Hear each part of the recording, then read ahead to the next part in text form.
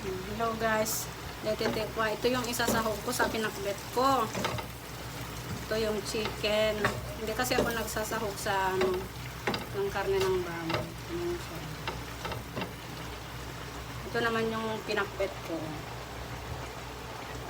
Ayan. Guys, ito yung luto ng Ilocanang katulad ko. Masarap to guys. Alam niyo ba, sanay na akong magluluto na instant na. Yan guys. Oh, tingnan niyo. Oh, ayan. Masarap yan guys. Ayan. Ito. Mag-asawa kayo ng may Ilocana. Ayan, marunong magluto, marunong dumiskarte ng buhay. Kaya hindi kayo magsisisi na magkaroon ng asawa na Ilocana na katulad ko. Ayan guys, tingnan niyo. Oh. Masarap na. Ito ang pinakbet namin Ilocana. Yan.